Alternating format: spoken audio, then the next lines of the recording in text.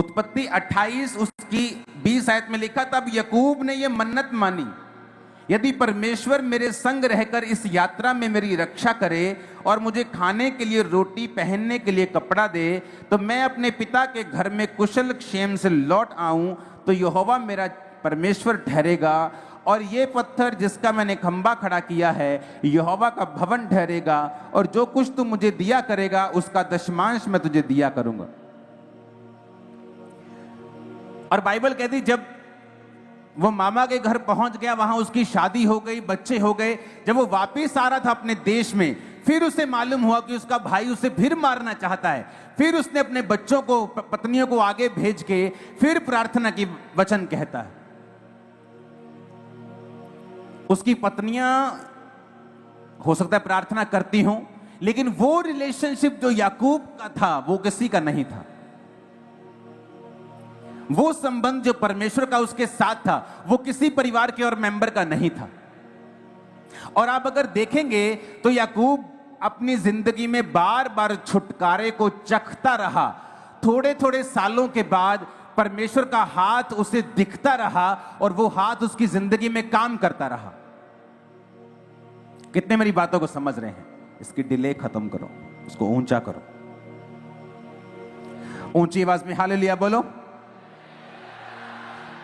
मैं जो समझाने की आपको कोशिश कर रहा हूं, समझ पा रहे हैं कि नहीं? एक पर्सनल रिलेशनशिप परमेश्वर के साथ, एक पर्सनल संबंध परमेश्वर के साथ। हो सकता है आप क्रिश्चियन हो, रोजे रखते हो, प्रेयर भी करते हो, लेकिन वैसा संबंध आपका परमेश्वर के साथ ना हो जैसा परमेश्वर चाहता है, जैसा याकूब का था, जैसा दानियल का था, जैसा यूसुफ का था, जैसा चेलों का था, जैसा पौलुस का था। मैं उस तरह के रिलेशनशिप की बात कर रहा हूं। अगर ऐसा संबंध आप परमेश्वर के साथ कायम करने में कामयाब रहते हैं तो आप छुटकारे को अपनी डेली लाइफ में महसूस करेंगे। वो आपकी फैमिली साल्वेशन हो, वो आपकी बिजनेस का छुटकारा हो, आपकी फाइनेंशियल लाइफ हो, वो आपकी शारीरिक लाइफ हो, वो सेहत हो। आप देखेंगे कि जैसे ही आपको शैतान ने फंसाया या आप फंसे या परीक्षा के कारण फंसे, परमेश्वर का आत्मा आपको निकालता जाएगा, क्योंकि आपके रिलेशनशिप परमेश्वर के साथ स्ट्रांग है। नहीं तो क्या होता है, आपका परिवार जब आपको चर्च में लेके आता है, आपकी मम्मी आपके लिए प्रेयर करती है, आपका पास्टर आपके लिए प्रेयर करता है, आप छुटकारा पाते हैं। लेकिन थोड़े दिनों के बाद जब आप एक नई मुसीबत में होते हैं, आप फिर कंफ्यूज हो जाते हैं कि अब मैं क्या करूं, क्योंकि अभी आपको खुद खाना बनाना नहीं आया। अभी आप पकी पकाई खा रहे हो, कभी माँ ने खिला दी, कभी बहन ने खिला दी, अभी खुद आपको पकाना नहीं आता, अभी खुद आपको सब बनाना नहीं आता। लेकिन मैं ये बात कर रहा हूं, अगर आपका पर्सनल रिलेशनशिप, आपका पर्सनल संबंध जब परमेश्वर के साथ बनता है और आपको समझ आती है और परमेश्वर के साथ आपका नाता जुड़ता है, आप जब भी फंसेंगे आप प्रेयर करेंगे और परमेश्वर आपको छुड़ाता जाएगा। दोबारा नहीं बोलूंगा अब मैं, ओके? नहीं समझ आया तो रहने दो, ऊंचा करो इसे, ऊंची आवाज में हालेलुया बोलो।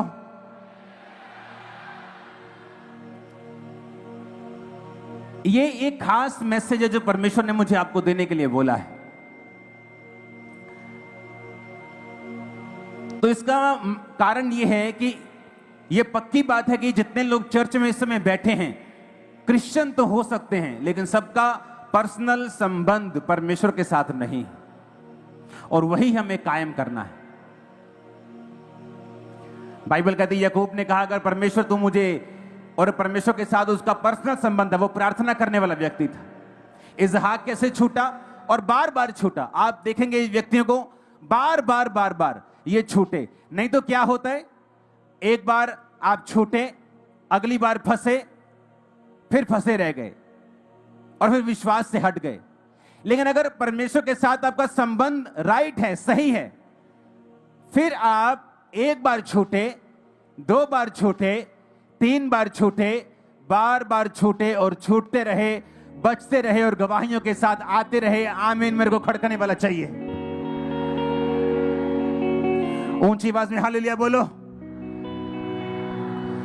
वैसा संबंध याकूब का था, यूसुफ का था, दानियल का था।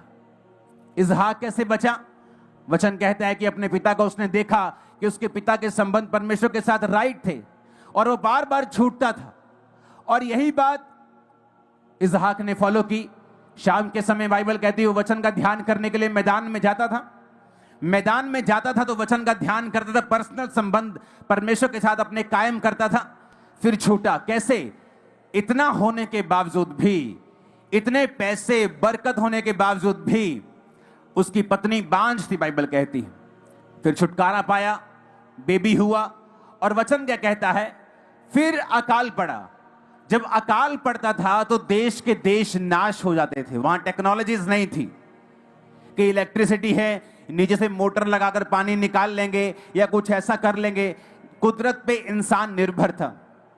अगर आप पुराने टाइम में चले जाएंगे, आज से कुछ साल पहले, तो कई कई जगहों के ऊपर जो इंसान की एवरेज लाइफ थी वो 56 साल की भी रह गई थी। महामारियां जब बढ़ जाती थी तो वैक्सीन नहीं होती थी। आज दवाइयां हैं, वैक्सीन हैं, तो इंसान को ज्यादा जीने में मदद मिलती है। तो तब के समय में अगर अकाल पड़ा तो समझो मौत आई। लेकिन वचन क्या कहता है? उसके संबंध परमेश्वर के साथ थे। जैसे ही अकाल पड़ा और उसने स्टेप लेने चाहे, परमेश्वर ने क्या कहा? इसहाक इस देश में रहे और इस देश को मत छोड़, मैं तुझे फलवंत करूंगा और यहीं पर ब्लेस करूंगा। कैसे परमेश्वर ने उससे बात की? क्योंकि उसके जो पर्सनल संबंध थे परमेश्वर के साथ वो सही थे। अगर उसके साथ परमेश्वर के संबंध ना होते तो परमेश्वर कभी उससे बात नहीं करता।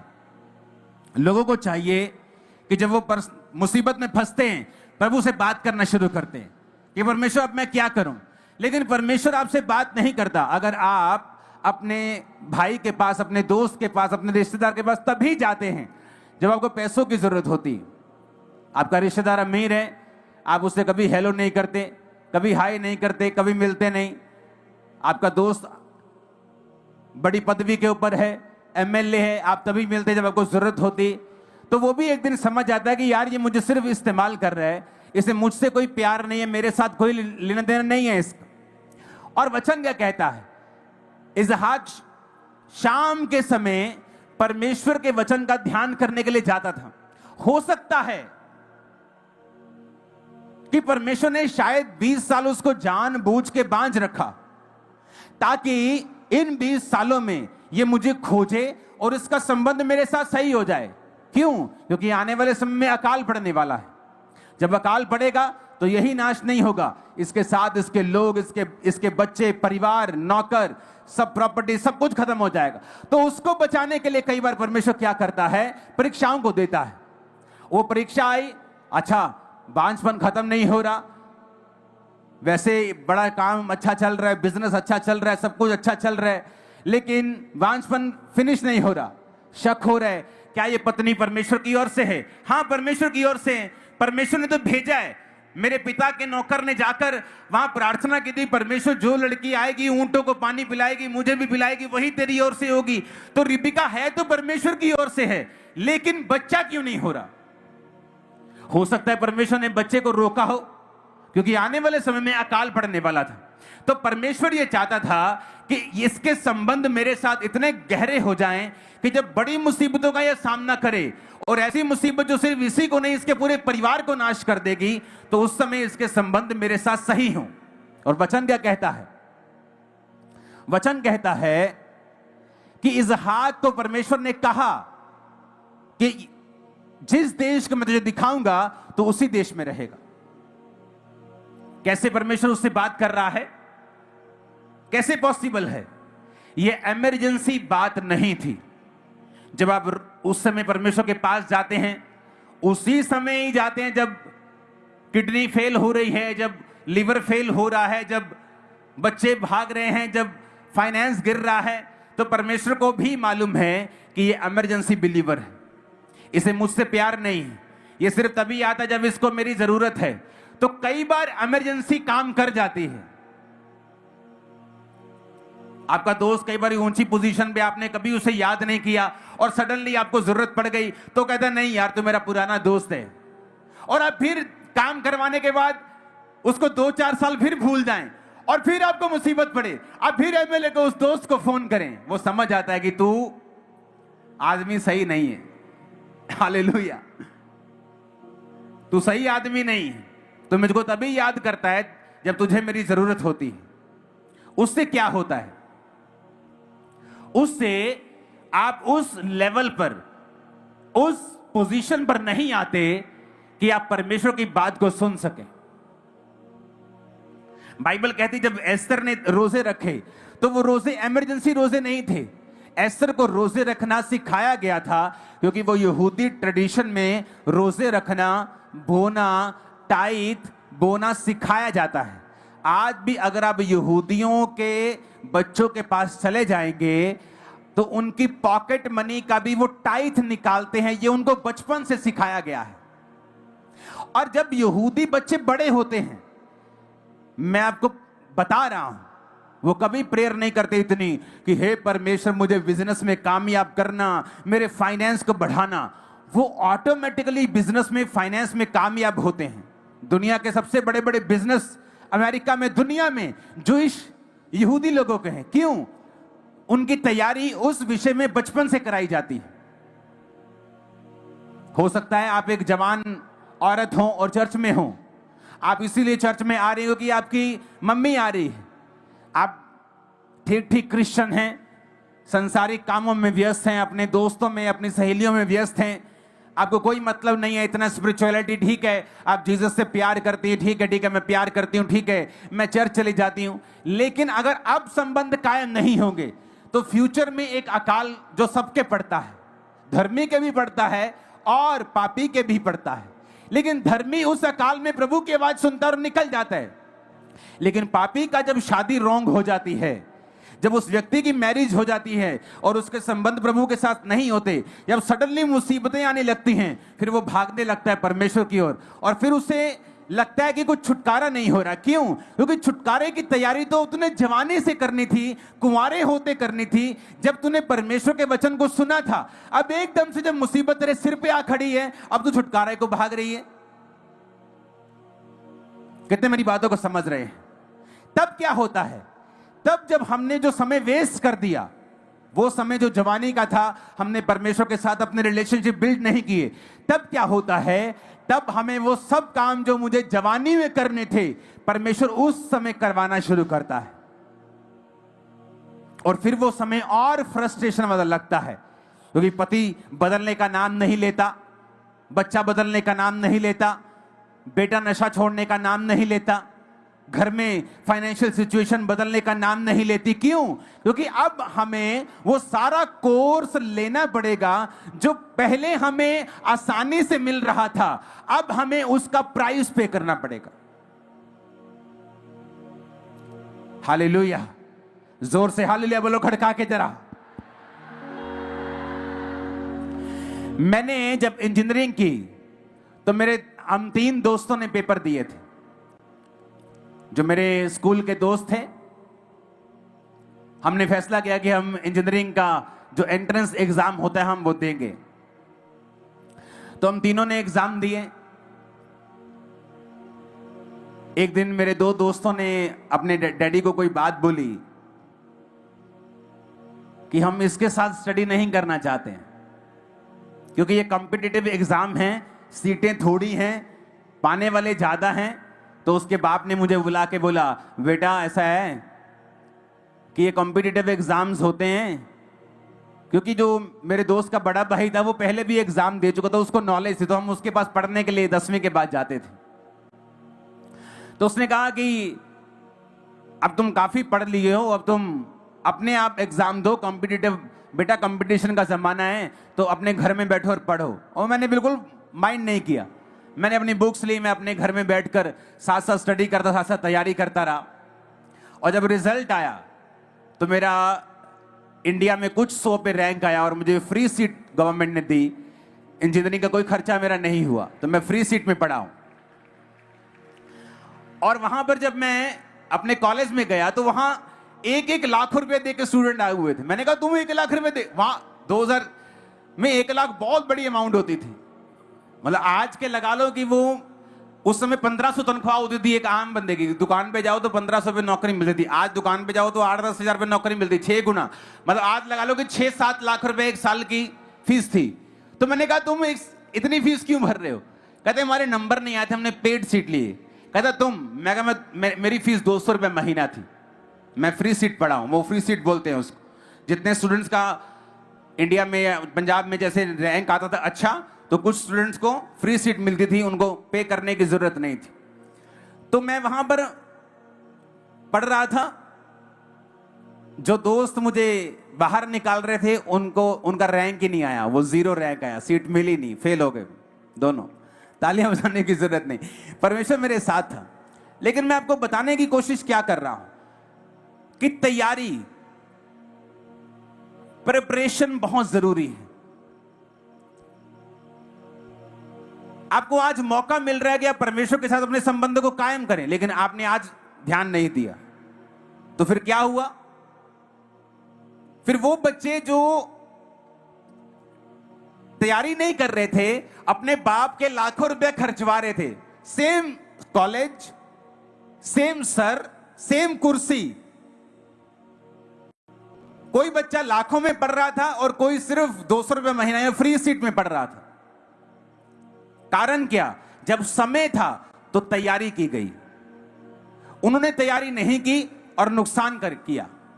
आज एक क्रिश्चियन है जो अपने संबंधों को कायम कर रहा है, वचन सुन रहा है, यूथ बैठा है, अपनी रिलेशनशिप को त्याग रहा है, बॉयफ्रेंड गर्लफ्रेंड के चक्कर खत्म कर रहा है, प्रार्थना शुरू कर दी। एक है लेकिन सुन तो रहा है, लेकिन अभी भी उसी चक्कर में फंसा हुआ है। टाइम आएगा, क्योंकि अकाल आएगा, यह वचन कहता है। धर्मी भी उसी अकाल में होगा, पापी भी उसी अकाल में होगा। जब कोविड आया तो क्या ऐसा हुआ कि धर्मी दूसरे मंगल ग्रह पे चले गए और पृथ्वी वालों पे कोविड आया? ऐसा हुआ क्या? धर्मी कहां थे जब कोविड आया? बोलो, यहीं थे कि नहीं थे? लेकिन लोगों पे हमने ले हैंड भी किया, आधा आधा घंटा कोविड वाले लोगों की काउंसलिंग की, तब जब वैक्सीनेशन नहीं निकली थी। ऑनलाइन हुए, लोगों को राशन बांटा। उस समय क्यों? अकाल आ चुका था, हमारी तैयारी शुरू से थी। लेकिन जिनकी तैयारी नहीं थी वो प्रभु प्रभु करते फिर रहे थे। हाय प्रभु, मर गए मर गए मर गए मर गए मर गए। कितने मेरी बात को समझ रहे हैं? एक समय है आज जब आपको पर्सनल रिलेशनशिप प्रभु के साथ बनाना है। इसलिए नहीं मम्मी आ रही है, डैडी आ रहा है, परिवार आ रहा है तो मैं भी जा रहा हूं, आज चर्च जाना है, आज मैं बैठा हूं कि मेरा परिवार सारा आया है, मुझे बैठना पड़ेगा। इस समय को अगर आप वेस्ट करते हो तो भैया कोर्स तो करना पड़ेगा।